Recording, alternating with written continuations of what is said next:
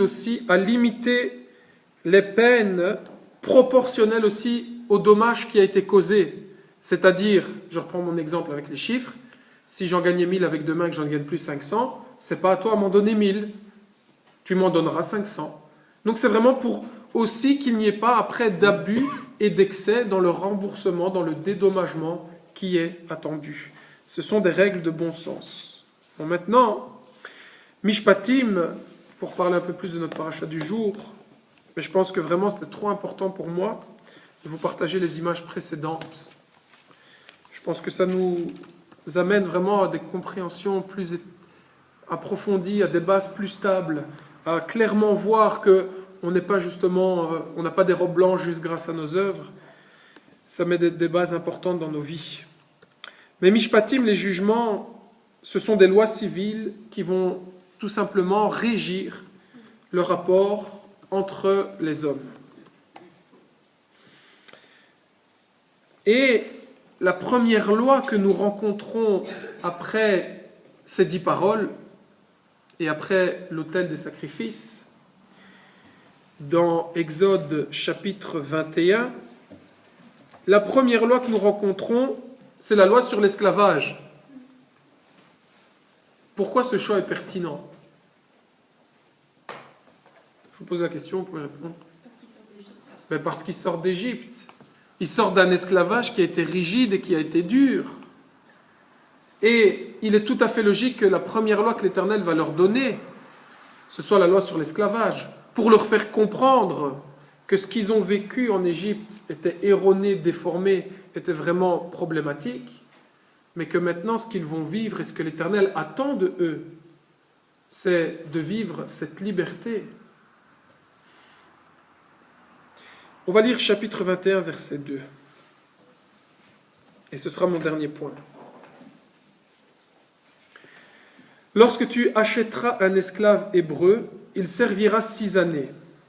Mais la 7e, il sortira libre sans rien payer. Bon, et ensuite, il nous dit, mais s'il s'attache à son maître, eh bien, il peut rester dans la maison de son maître.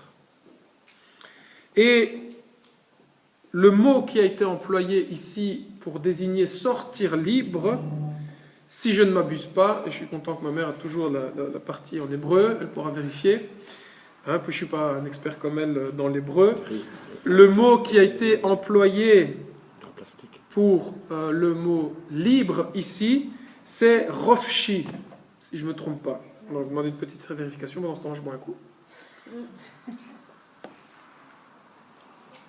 Sur quel passage? Chapitre 21, verset 2.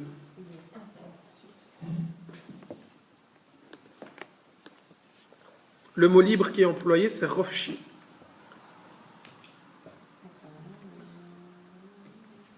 Qui vient du mot rofesh. Rofshi. Bon, voilà. Donc ici, il pourra sortir libre, rofshi. Alors, le mot rofshi exprime la liberté. Alors, pour le mot liberté, et ça m'a marqué parce que l'année passée, j'étais profondément touché par les lois sur le Yovel. Le Yovel, c'est le jubilé. C'est la libération de la libération. C'est la libération des libérations. C'est le jubilé que nous attendons maintenant avec une Mashiach qui revient.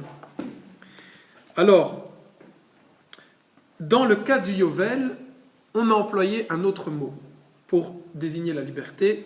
On a employé le mot dror. Dror.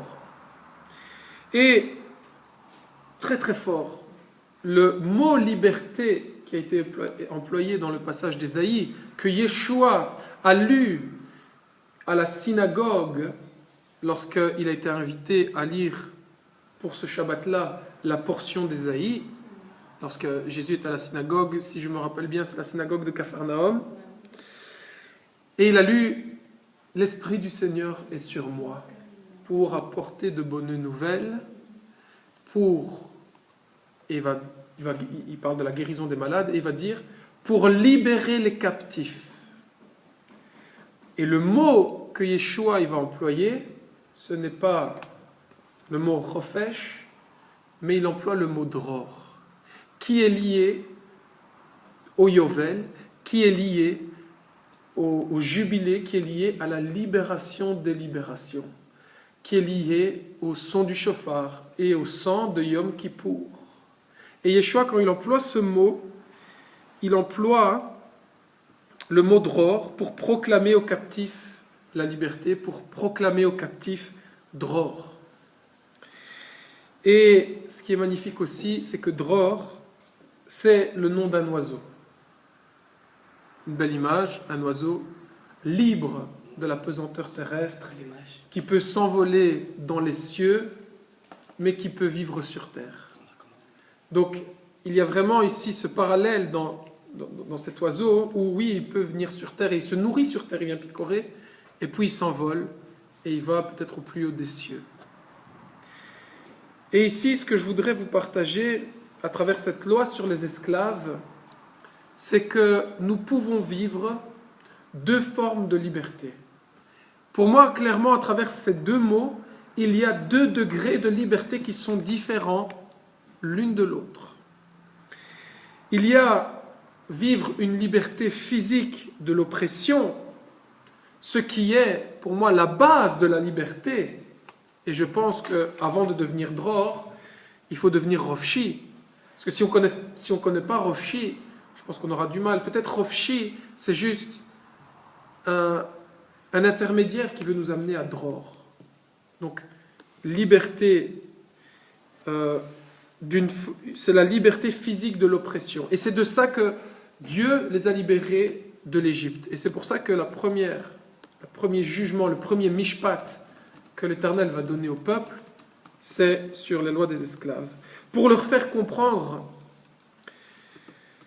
le deuxième degré de liberté avec le Yovel. Et le Yovel devait être fêté à Yom Kippour, au son du shofar. Ceux qui entendaient le son de la trompette savaient qu'ils venaient d'être rachetés par le sang du bouc et par le souverain sacrificateur qui rentrait jusque dans le lieu très saint. Et ça, c'est ce que Yeshua, il a accompli pour chacun d'entre nous. Et Dror, c'est un autre degré de liberté. Dror, c'est ce petit oiseau qui, oui, il a les pieds sur terre, mais il a la tête parfois bien haut dans les cieux. Et vous savez qui habite dans les cieux, c'est toujours une image qu'on donne. Bien évidemment, c'est l'Éternel, et assis à la droite de l'Éternel, son fils, Yeshua Mashiach. Il y avait un mouvement de jeunesse juif à la Louvière, et ça s'appelait le Dror. Le Dror. Alors, je pense que aujourd'hui aussi, dans le monde dans lequel nous sommes confrontés, il y a deux degrés de liberté. Il y a le degré de liberté d'être libre de l'oppression du monde. Et alors parfois, malheureusement, nous entrons dans une forme de prison religieuse. Et c'est ce que va connaître le peuple. Ils sont esclaves, et peut-être parce qu'ils n'ont pas la force de connaître autre chose, ils vont toujours être conduits comme des esclaves au désert. Ils n'arriveront pas à sortir. La première génération au désert n'arriveront pas tout à fait à sortir de cette mentalité d'esclave. C'est peut-être pour ça qu'ils vont manquer de courage au moment de faire face aux géants. Ils sont esclaves, ils ne sont pas combattants, ils ne sont pas ceux qui vont de l'avant, ils sont toujours ceux qui sont sous une forme de soumission. Ils ne sont pas dror, ils sont rofshi. Ils ont été libérés du pharaon, et quelque part, peut-être, ils considèrent Dieu comme un nouveau pharaon, malheureusement. Et ils n'ont pas rentré dans le dror, comme va connaître la deuxième génération désert. C'est-à-dire, ils ne sont plus esclaves du désert, esclaves de personne, ils vont rentrer en Eretz Israël. Et aujourd'hui, parfois, on voit Dieu comme ce maître, parfois trop dur, parfois qui nous reprend, et on a parfois une image négative de Dieu. Mais ce que Dieu veut nous offrir, à travers ce que Yeshua a obtenu au prix de son sang, et lorsqu'il est rentré dans le lieu très saint, ce que Yeshua veut obtenir pour nous, c'est Dror. C'est l'image de ce petit oiseau qui a la liberté de ce monde, qui est libre de tout ce qui est humain et terrestre, et ça inclut la religion. La religion, c'est peut-être Rofshi, pour nous amener à une plus grande liberté. Et je vais finir sur ce dror, sur ce petit oiseau, qui est libre, vraiment libre de la pesanteur du monde. Et c'est le symbole pour nous d'être libre du poids de notre chair dans notre vie.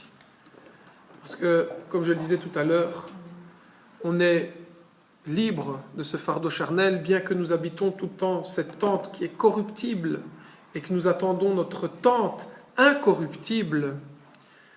Eh bien, Yeshua nous dit que nous avons été esclaves du péché, mais il peut nous obtenir une liberté qui est supérieure. Il peut vivre en nous pleinement, et ça c'est le dror. Ça c'est la liberté que nous apporte le dror. Et c'est après celle-là que nous languissons. Alors, c'est ce que j'avais à vous partager sur Mishpatim, et je voudrais qu'on prie maintenant. Béni sois-tu, Éternel, notre Dieu, Roi de l'univers, toi qui nous as sanctifiés par Yeshua le Messie, qui est la lumière du monde. Et Seigneur, c'est à ton admirable lumière aujourd'hui que nous nous réjouissons. Toi qui es notre Shabbat, toi qui es notre repos, toi qui es celui qui est, qui était et qui sera pour l'éternité, toi qui demeuras quand tout aura cessé d'être. Seigneur, aujourd'hui nous nous réjouissons à ta lumière. Te disons merci d'être présent au milieu de nous. Nous te disons merci d'avoir ouvert nos oreilles par ton Saint-Esprit aujourd'hui. Et nous te disons merci, Seigneur, de ce partage que nous avons encore pu vivre librement, Seigneur. Et Seigneur, tous ces partages que nous faisons, Seigneur, ce n'est pas simplement pour être rofchi, pour être libre, Seigneur, de ce monde. Mais Seigneur, ces partages que nous avons ici, c'est Seigneur pour vraiment découvrir, Seigneur, et connaître, Seigneur, cette liberté dror en toi, Yeshua.